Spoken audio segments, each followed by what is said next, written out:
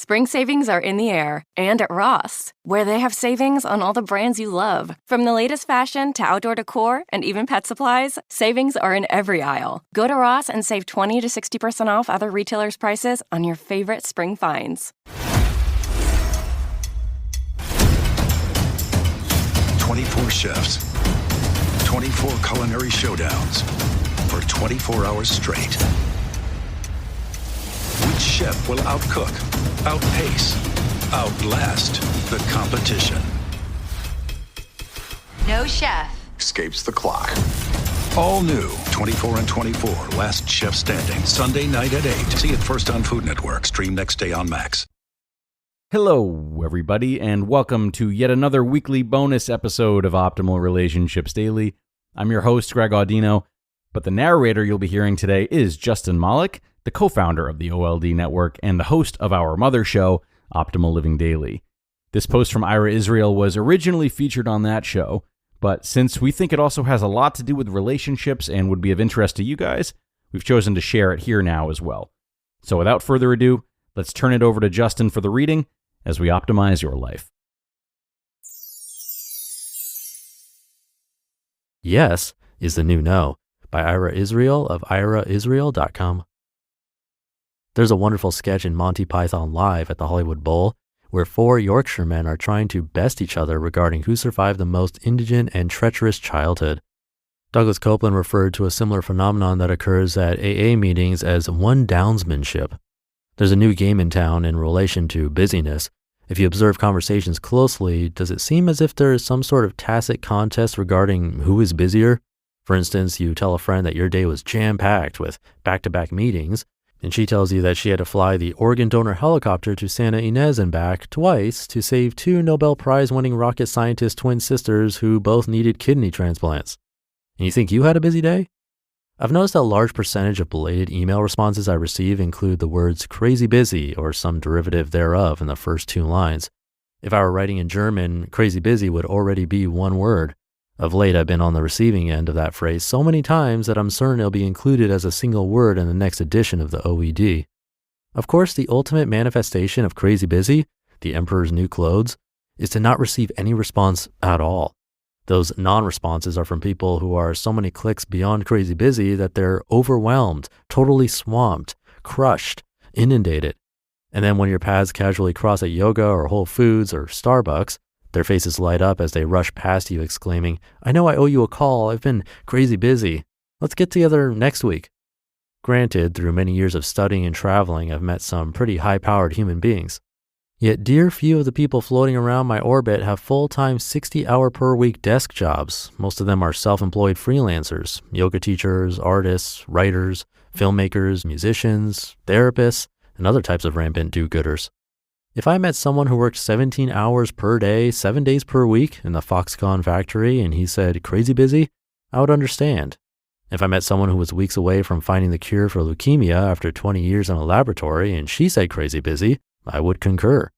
But if you're self-employed, I think the term crazy busy is relative.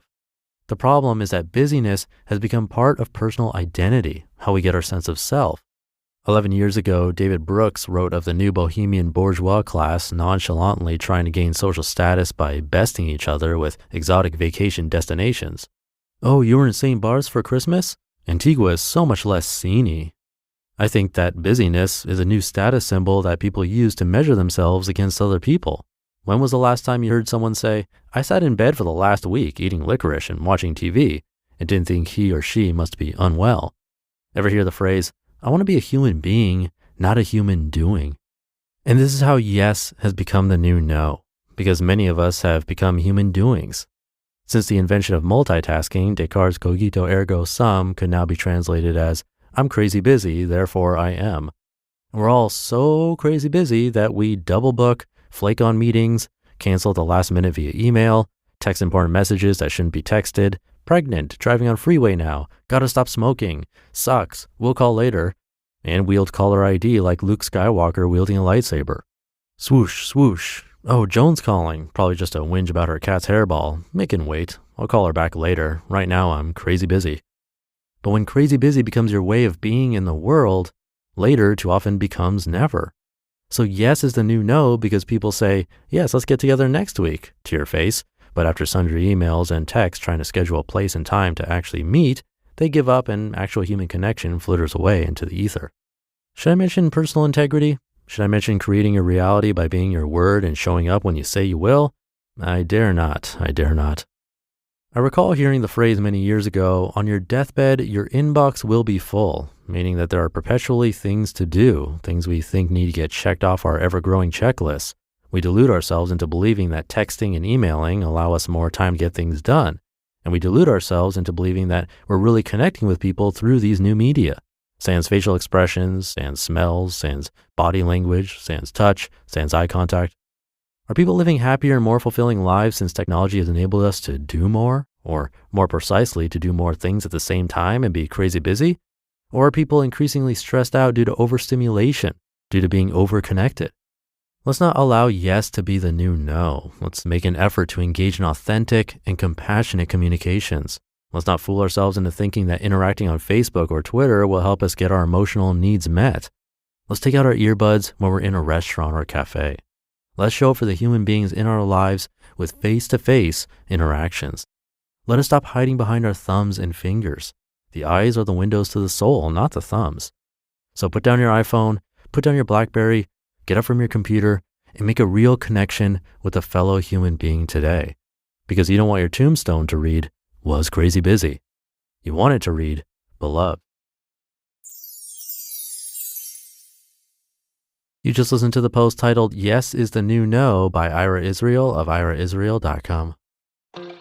This episode is brought to you by Max, presenting HBO original comedy special, Brett Goldstein, The Second Best Night of Your Life. Emmy-winning actor, writer, and comedian Brett Goldstein brings his irresistible charm and quick wit stateside for his first ever HBO stand-up special. Goldstein sheds his testy Roy Kent facade to share his hilarious insights on love, sex, masculinity, and more. Brett Goldstein, The Second Best Night of Your Life, now streaming exclusively on Max.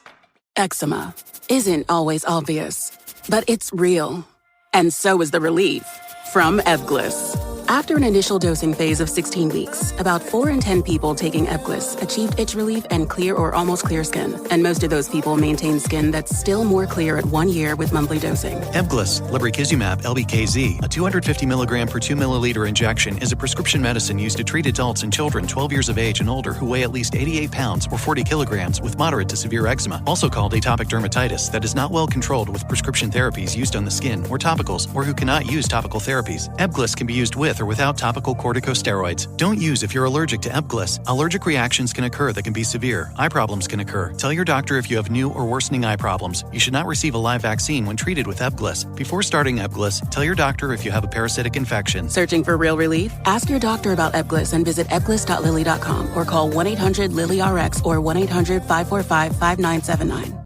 Thank you to Ira. This title reminded me of a Derek Sivers post from very, very long time ago that I narrated way back in episode 44, I believe. And I thought this was going to be like the opposite view of that article, which was basically saying that we should say no to more things to make room in our lives for things that actually matter. But I was wrong. Ira is saying don't allow yes to be the new no. Don't say yes and then not follow through or take on too many things, causing yourself to get overwhelmed. And also a good stance on technology in general in this article. Make sure we always keep that in check.